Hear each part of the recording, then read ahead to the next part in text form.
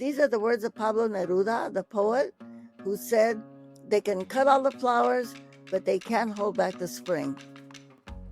So the young people out there, all of us that are working for justice, we are the spring, and we are spreading the seeds of justice everywhere. Familia, welcome to the second season of NILC's Freedom to Thrive podcast, Resistance, Justice, and Resilience.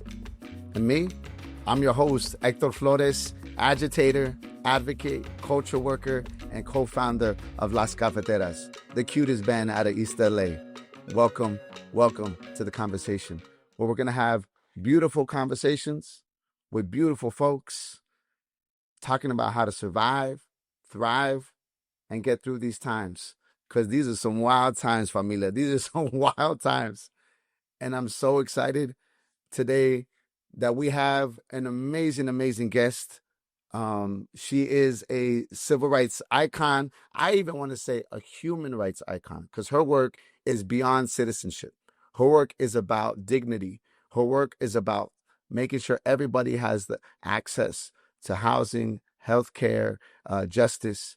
She is a leader in the movement for farm worker rights. I'm so happy that she was able to make some time for a conversation today. Can we please have a big round of applause for my compañera in the struggle, the queen of the campo, la reina del barrio, Dolores Huerta. ¿Cómo estás, compañera? How are you doing, Dolores? Oh, I'm doing well, thank you. Like all of us, we're surviving, but we're working really hard to make sure that not only we survive, but that everybody survives this terrible period that we're going through. Hey, compañera, I'm on tour right now. I've been on tour for about 30 days, but you've Oh been on my tour goodness. for about 30 years, Dolores. Yeah, make that more like actually it's actually over 60 years. I didn't want to give it away. You know what I mean? Oh, that's cool. That's cool because I'm 95 and I started when I was 25. Hey. Just to let everybody know, age is only a number, man. Dolores lets you know. Compañera, it's so good to have you here. And I feel like one of the conversations we want to have is conversations with our elders, with folks who have been in this fight, because it feels like this time is unprecedented. It feels like, we haven't been here before. And I feel like and that's paralyzing. It's paralyzing for a lot of people in the movement, for people who are not in the movement, for families, especially immigrant families at this time. And so I think one of the questions I want to ask is, how do you feel, as someone who's lived throughout many decades of the movement, have seen different iterations and evolutions of the movement? How do you feel about this time? What is the same and what is different from your time organizing in the 60s and 70s to now? Well, people ask me that question, but I have to say, similar situations when we were organizing farm workers, when we were on strike, when farm workers were being beaten by police and church deputies, where we had five martyrs, five farm workers that were killed. Just in the struggle to get a union for farm workers and to get basic human rights like toilets and cold drinking water, rest periods, the right to organize into a union. We saw the kind of brutality that we are facing right now in the way that our people of color are being treated.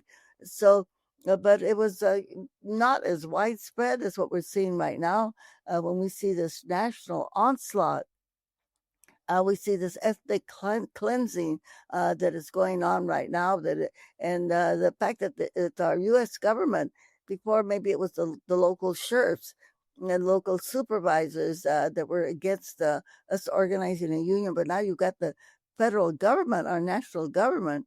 And then, of course, we saw some of the stuff going on in the 70s during the time of the Vietnam War, again, where you had students that were killed by the National Guard, so we have been here before, but again, never at the national level the way that we're seeing it now.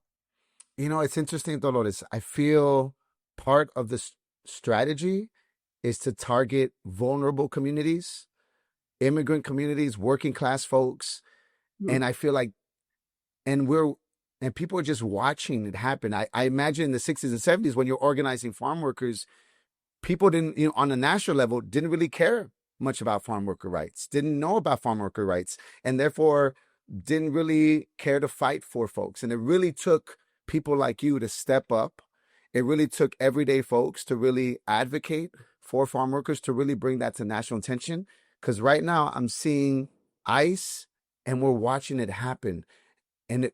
But if we're just watching it and not taking action or do something about it, it's going to keep on happening, and soon you will be next, right? And I feel like, well, Mm-hmm. my question to you is when you see those things happening, you've seen that before. Like, what is your call to action for folks who are witnessing this type of, this type of racism, of immigrant bashing that's going on right now?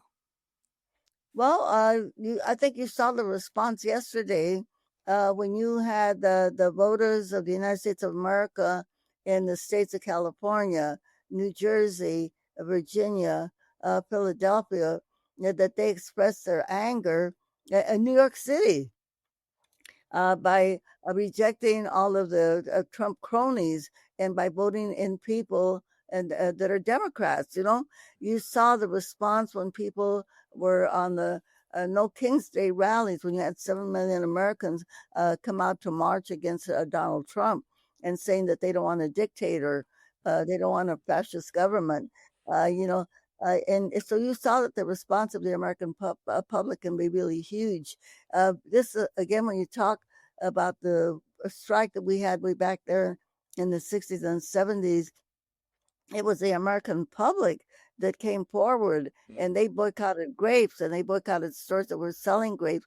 And had it not been for them stepping up, for the power of the people that came out, and we had 19 million Americans that they said, we're not going to eat grapes, we're not going to shop at the stores that carry grapes. And that is how we won. Yeah, Had it not been for them, we never would have won. We had been on strike for more than 5 years yeah, and we still weren't winning. So we that's do right. see that the power of the people is exactly what we need right now. And people are coming out and they're supporting the farm workers that are being kidnapped and detained and put into these horrible prisons. They're supporting the people that take care of the elderly and the babies and the children, the nannies. So we're seeing that support. And I think we're all gratified by it. And again, if we look at yesterday's election, Yeah, the fact that we went on Proposition 50 to change the redistricting so that we can win the Congress in 2026. So we're on the path of doing this yes, right now. But God knows that we've got to go a lot further. yeah, And we've got to make some institutional changes, not just the Congress that we have to change and the presidency that we have to change in 2028. Yeah, yes, but then we also have to change some of our economic institutions that we have in our country because it's obvious that the capitalists, these super billionaires that don't care about anything but money, they don't care about the working people. And we know that that is going to destroy our government and our way of life and our democracy. yeah. I think you summed it up. The power, the power of the ballot, the power of boycotting, the power Mhm. of solidarity, and the power of collective action. Like, we've Absolutely. actually seen all those things, right? The mass protest, this past election, right? People coming out in mass numbers, immigrant folks, people of color, young folks. Um, when we come together, we're able to create change. And I think that was real when you were organized in the 60s and 70s. And I Mhm. think part of it, it's so true, Dolores. I think a lot of us want change overnight, right? And we think change, if it's not happening now, that means it's not happening. But I think what you just said is so true. It's coming. Keep going. Keep building, right? Keep pushing and use all the tools. We have to vote. We have to march. We have to organize. And we have to be in solidarity with each other. Yeah, Yeah. and if we look at history, during the Depression, when so many people were out of work, when FDR was elected by President Roosevelt, what came out of that? We got the labor movement, the right to organize. We got Social Security. We had welfare programs that never existed before until FDR was elected, the New Deal, they called it. Same thing in the 60s and the 70s. We had a country divided, people that were for the Vietnam War, people that were against the Vietnam War. Out of that, what came out? We had the women's movement got a big push, the civil rights movement. We had the people got the right to vote in the South, that was taken away from them. We had the environmental movement. You know, all of these great things that came out of the Chicano movement. All of this came out of the 60s and the 70s. And so right now we have to start preparing for the things that we want when this dark period is over. And when we go, we're looking at, hey, we're looking at where do our tax dollars go? We don't want them to go to ICE and detention centers. We don't want them to go to prisons. And so we've got to start saying right now what we're going to be working for. But what do we not have? We do not have pre-college education. We do not have universal health care. Mm-hmm. Mm-hmm. We do not have free daycare like they have in other countries, Yeah. and we've got to get rid of this brutal capitalistic system that we have right now, where and we are the only country, I think, that lets private corporations own our natural resources, our electricity. In California, it's a PG&E. The oil companies. Who gave them the right to own our oil to begin with? You know what I mean? And they don't care about global warming. They don't care about pollution. They don't care about people dying. And now we see that Trump is declaring war on Venezuela, on Nigeria. What do those two countries have that he wants? Their natural oil, resources. Okay? Because Venezuela, they said a long time ago the oil of Venezuela belongs to the people of Venezuela. Yeah. Not to the corporation. So we have to start preparing and then getting rid of the prison industrial complex. Okay, we got to start dismantling that. We have more people in prison in the United States of America than they have in India or China. India and China have 1 billion people. We have 300 million. How can it be that we have more people in prison than they do? Okay, there's something wrong. People are making money, making profits off of the bodies of our young people, black, brown, and poor white. Yeah, and I was listening to an interview you did one time, Dolores, and you talked about every moment is an organizing opportunity, right? And so in what we're being facing right now, we're facing fascism right now. And so Exactly. instead of feeling like hopelessness, this is an opportunity to build with your neighbors. This is an opportunity to build with familia. This is the opportunity to build with your community and be like, is this the direction we want to go? Right. And I love when you say that every moment is an organizing opportunity. Don't get hopeless, get hopeful, and start organizing folks around you, and you all were able to do that in the 60s, 70s, 80s. And I feel like I try to embody that, and I don't always do it. I to be honest, sometimes it feels really hard, but we have to I feel like what you just said is like, we're not alone. We're not alone. People are coming on the streets in mass. I think if we incorporate that message, every time, I know you have such a strong presence on the stage, and you definitely capture people's attention, you capture people's hearts and their emotions. But if we can always just say to that, remind people that they have the power and they don't need anybody else's power. They've got their own power, but we've got to act on our power. And the other thing is that we have to combine organizing and our activism with voting, because this is the only way that we can really win, is when we pass the laws and the policies that affect our lives. Okay, there's no other way we can march. And I think a good example is when George Floyd was killed. We had these immense marches, probably the biggest marches ever. And yet what happened? Not one law was changed. The police still have immunity that they can kill people.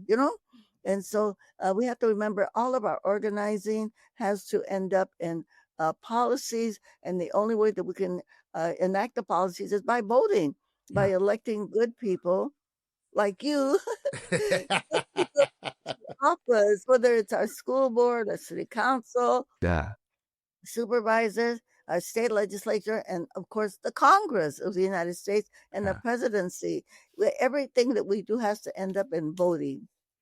Dolores, I know a lot of people listening know who you are, but Mhm. I don't know. So, but one thing that I always thought, I didn't know that you were born in New Mexico. So when I was Mhm. researching, you were born in New Mexico, and then your family moved to Stockton, right? And then Mhm. you grew up in the Central Valley, with a big familia. Can you share with folks a little bit about growing up, like being born in New Mexico and then growing up in Central Valley, and how that sort of shaped your experience and led to you being an organizer? Because you first were a teacher. Yeah, well, I think born in New Mexico, I didn't have to experience a lot of the horrible trauma that a lot of people do because my family goes back like 14, 15 generations in New Mexico, you know? So we were there before it was Mexico, you know? and and before it was the United States of America, my father was a legislator in the state of New Mexico. He was elected to the legislature. My family, we were my I have a great grandfather that was in the Civil War on the Union side. Okay. He was actually an immigrant from England, you know. So my family was always very embedded in the political life. When we were kids, everybody had to sit down. Everything stopped because the president of the United States, Franklin Roosevelt, was making a speech on the radio. You Mm, know? And so my family was always very civically engaged. Uh, I remember my first political act was putting a bumper sticker on a car that said, "Vote for Franklin Delano Roosevelt for mm, president." I was 8 years old. And mm, so I had that advantage. Of course, like all of us, faced a lot of racial discrimination and discrimination as a woman, but not to the depth that other people have that trauma that they get from being discriminated. So I had that advantage, but it wasn't until I learned from a great Anglo teacher, Fred Ross Senior, who is the one that taught me and Sassad and many others how to do organizing, you know, and that's where I found my power. And that's when I decided to quit being a teacher and become an organizer, because I found that I belonged to several organizations, uh, church organizations, local Latino organizations, but you couldn't change anything. And it wasn't until I learned from Fred Ross, what I'm sharing with you is that our organizing has to be about political engagement and political action. Otherwise, nothing changes. And he learned us how to do this type of organizing doing house meetings, something like Tupperware parties. I don't know if you're aware of those or not. I know a lot of women are. Yeah. Just getting a few people at a time, a few people at a time. And actually, when we organized it at the union, it actually took us like 3 years, house by house, family by family, to meet with people so we could make them understand that they had power and so that they could get over their fear. Because even though they were not happy with their circumstances, they didn't know that they are the ones that could change them. And mm. that is what the depth of organizing is. Dolores, también one thing that I didn't know, when I learned about the farm worker movement, about the work of Cesar and you, I later learned about the work of Filipino organizers, right, and Mhm. other communities, and it was actually the Mexican farm workers and Filipino farm workers coming together that created the United Farm Worker Oh, organ.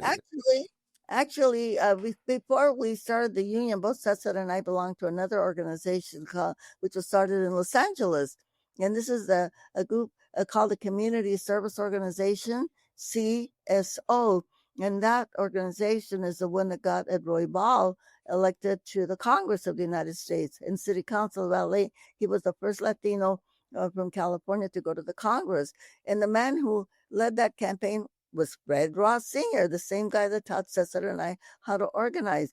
And so this is where we got our organizing methods from.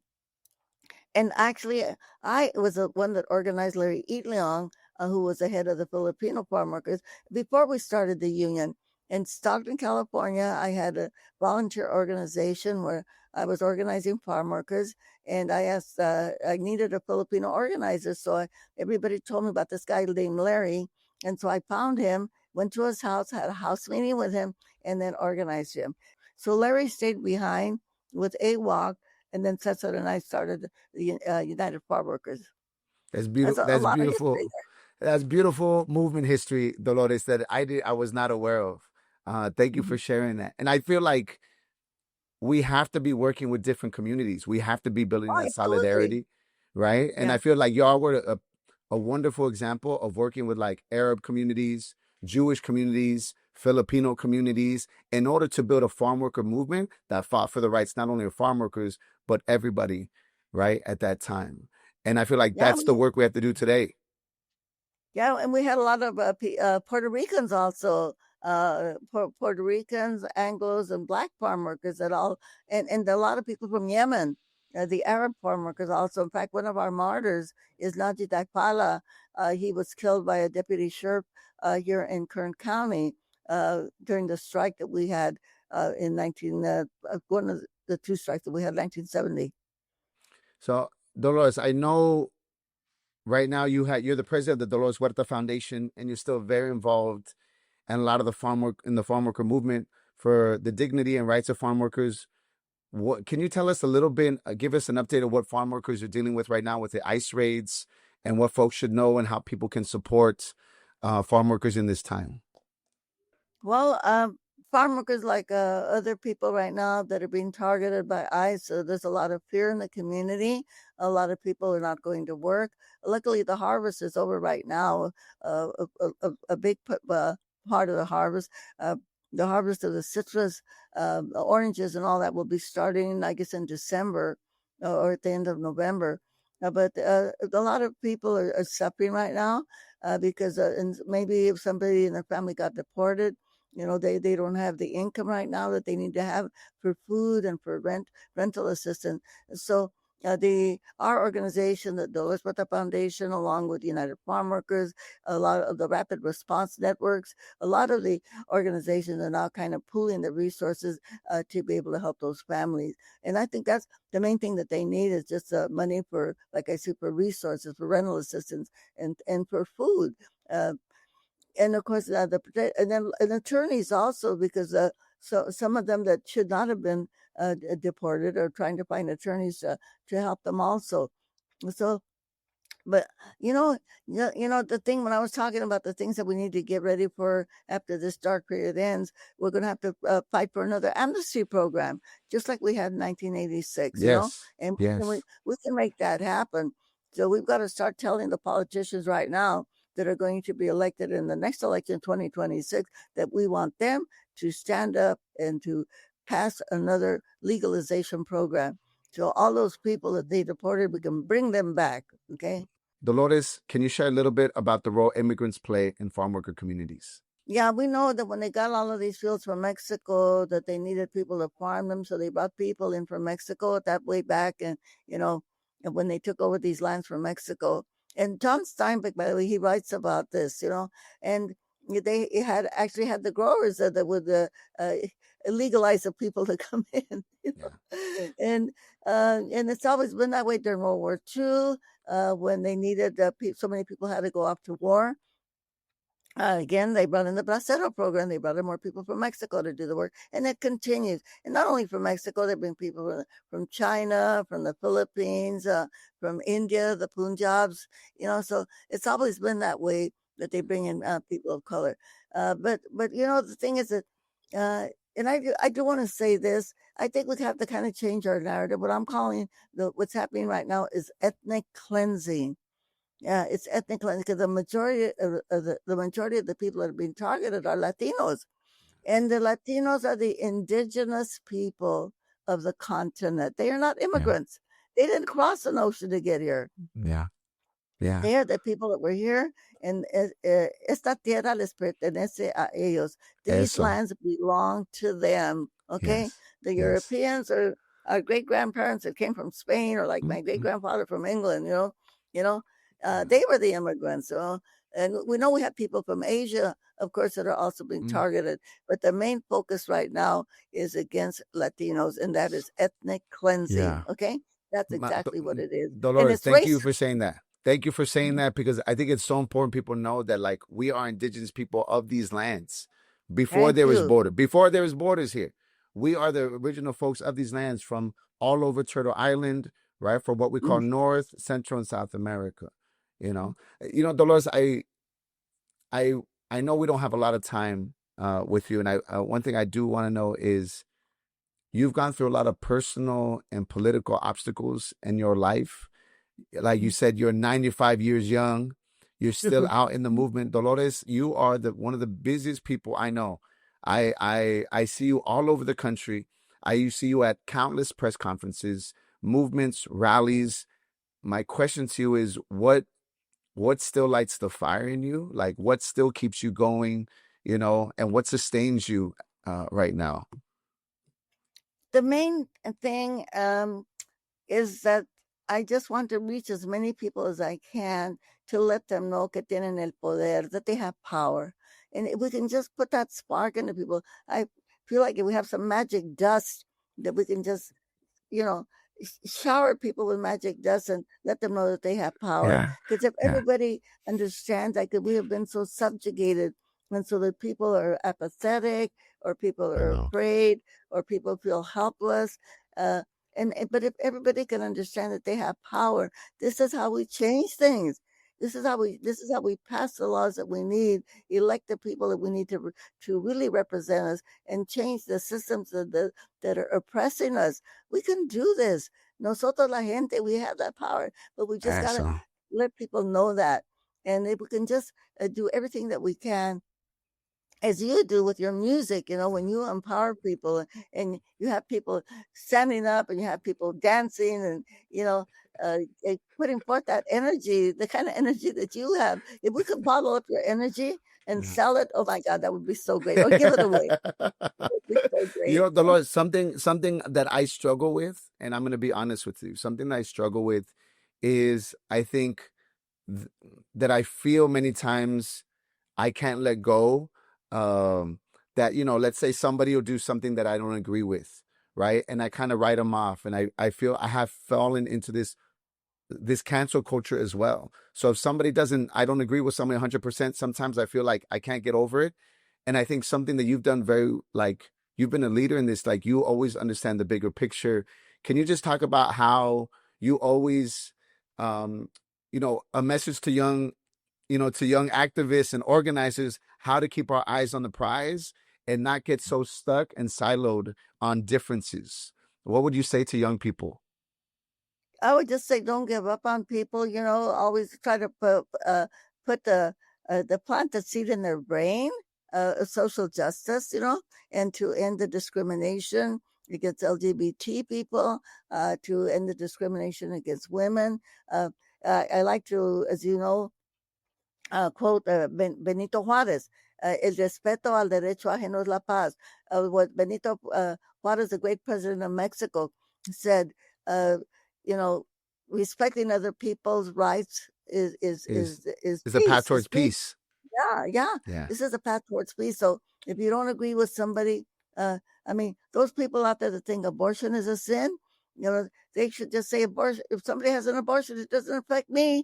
It doesn't affect my family. That's their right. If somebody is gay and marries somebody of their own sex, that is their business. It doesn't affect me. If somebody wants to change their sex, no me afecta. It doesn't affect me.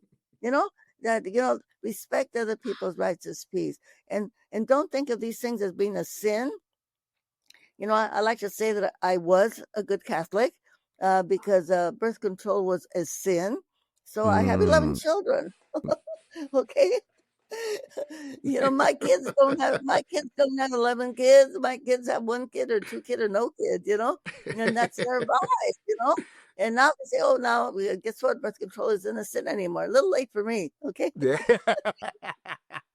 And But so the church, the religious people can be wrong, all right, and we should not let that affect the way that we vote. And they are trying to divide our community. They also say, well, yeah, the people that got here the quote unquote right way just somehow hate the people that had to escape whatever they were escaping from to be able to come to the United States of America, really Yeah. turning us against our own people.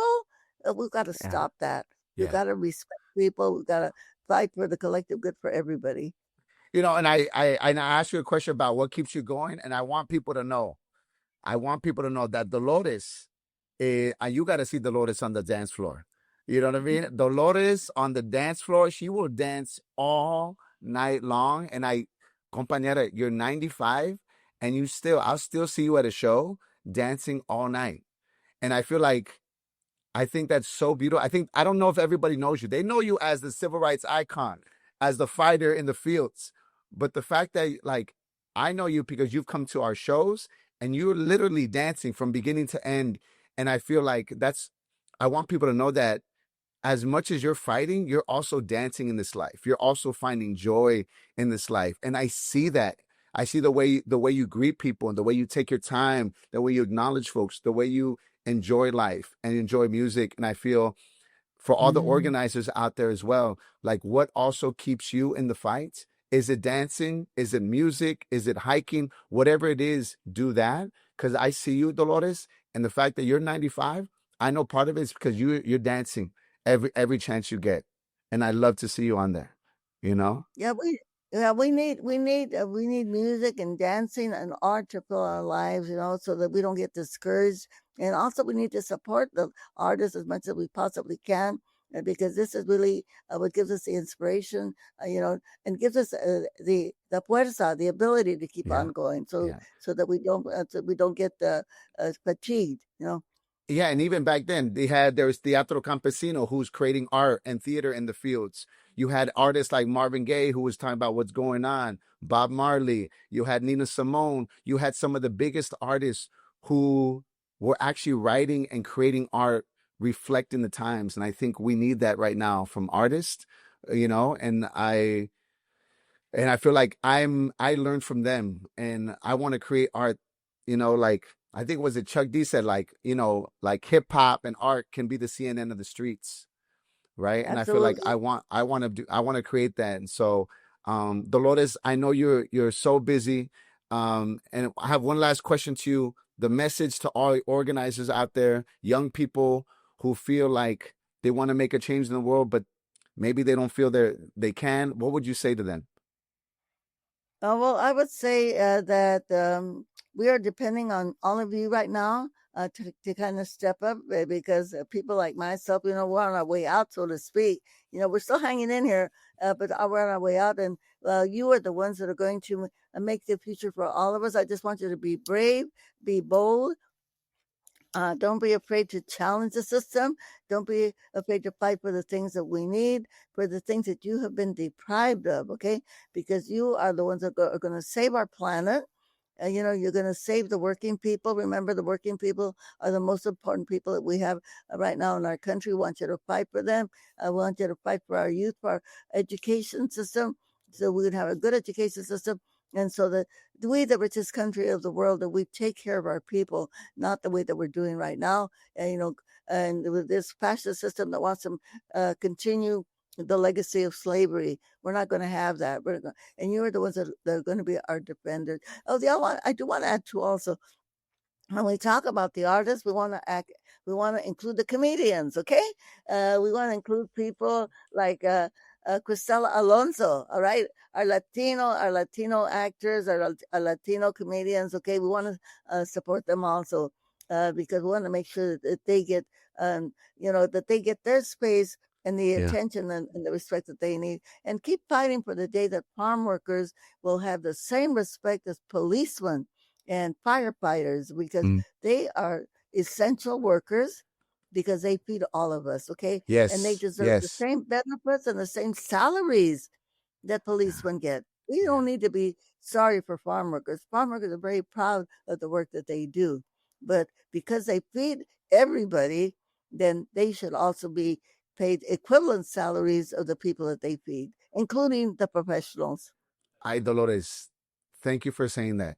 I don't think we hear that enough, right? Like, farm workers feed this country, and farm workers in this country are mostly immigrant families, right? Immigrant folks who are feeding this nation.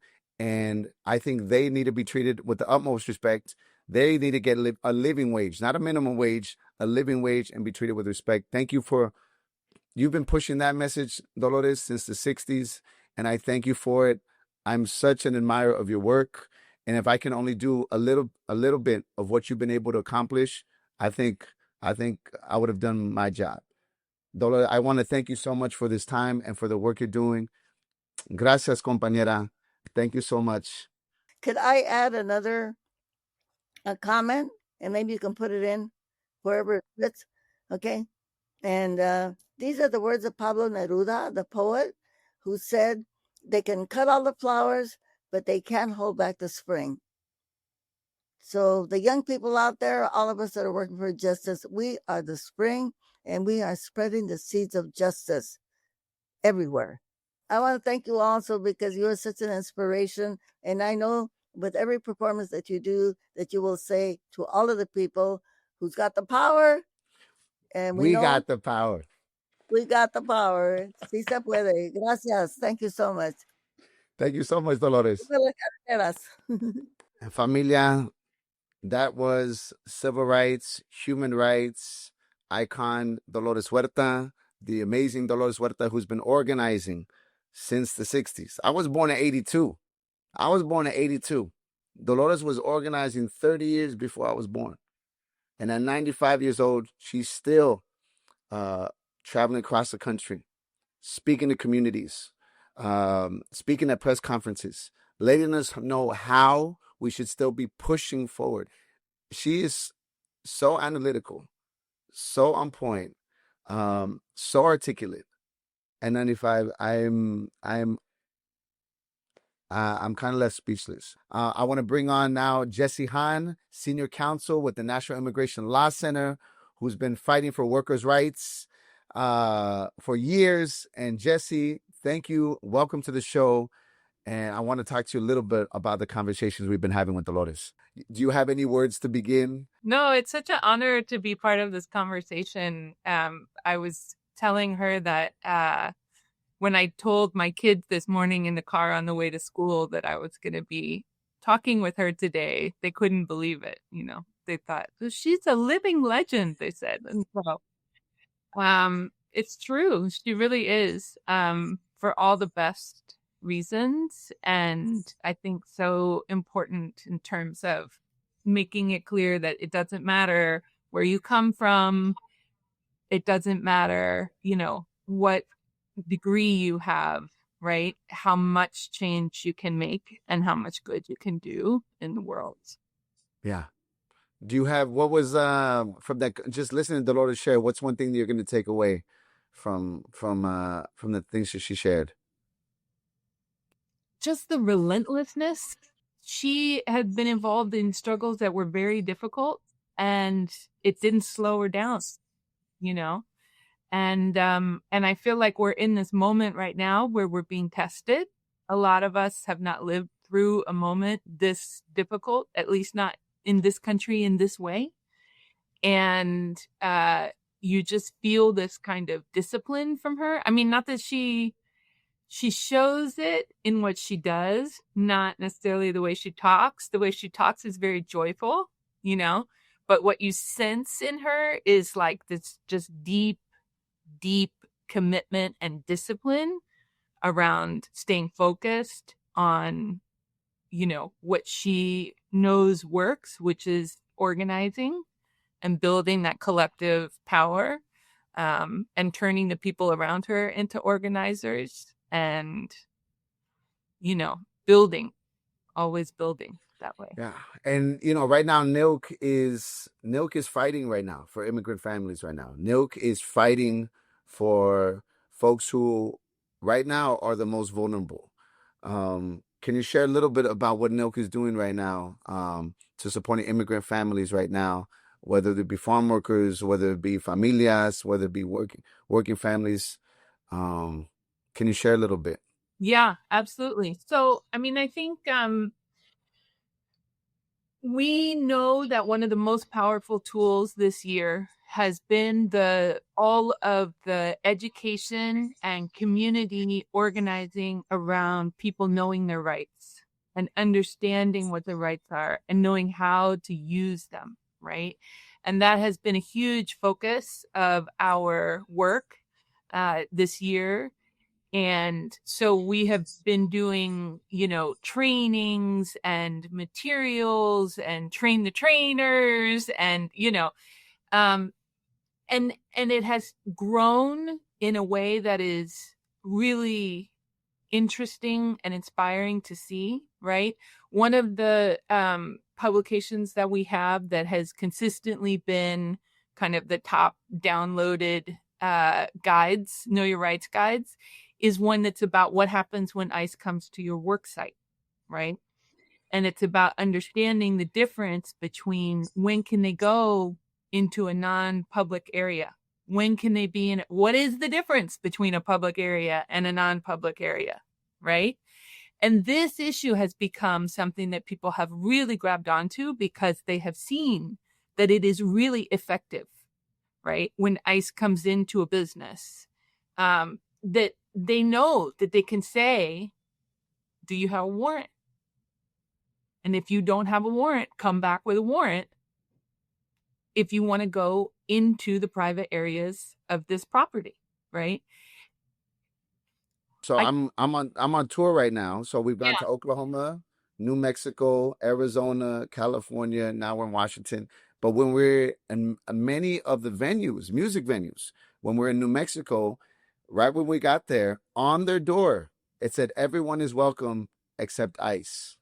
You need a warrant to enter, and it was right on the door, yeah, right? On many of these venues, I said, and I was like, we need this everywhere. Like every business needs this, yes, right? Any business that welcomes immigrant communities, that works with immigrant communities, and it's not everywhere. But I loved it that it was at some of these venues in yeah, New Mexico, yeah, right? And so I feel like that's the kind of information, education. So it's not just for immigrant communities. Like these are allies. that's right. These are folks who who are born in the U.S., who have businesses. You can support communities right now by making sure that your business, your private space, does not allow for ICE checkpoints, or that you're creating a safe space. Yeah. And that you know how to react if you do end up with a situation where ICE is coming into your business, right? And something that I was just so happy to hear recently, someone shared with me that so so there are folks who have taken these materials, these Know Your Rights materials, and they have turned them into neighborhood canvassing operations where they print the signs themselves. They print out all of the materials. They have scripts, like here's your talking points, here's what you say. And they are going door to door in their neighborhoods. And this is the kind of thing where it's like those people are not paid. They are doing that because they want to, because they know that it works and it's something that they can do, right? And it's very specific and concrete, and it gets them out in their community talking with the businesses, the small business owners in their community. Well, one of the organizations I spoke with told me that an all-volunteer team has now canvassed the entire city of Seattle, Washington, doing this program. The entire city. Seattle's not a small city, right? And it's all volunteers. And so that to me was just amazing to hear about, because it's like these are the kinds of things that we know that they work, and we know that this is the kind of thing that we have to be doing, right? Getting out into our communities, talking with our people, building our defenses. When before we hit tour, I was with there's a Boyle Heights Rapid Response Team. So this is the neighborhood in East LA, and they got very organized. It was folks who were working with various organizations, and you don't know where ICE is going to go, but once ICE hits a place, they would let everybody know, right? They would let the network go, and then people would show up. So we would show up with the door hangers, and so if we knew ICE came to a car wash, a house, a corner, a Home Depot, then folks would show up, and even though folks maybe ICE came and left, we would canvass about 2 to 3 blocks around that to let everybody know that ICE is in the area. If you should see somebody, so, and it would be these door hangers, right?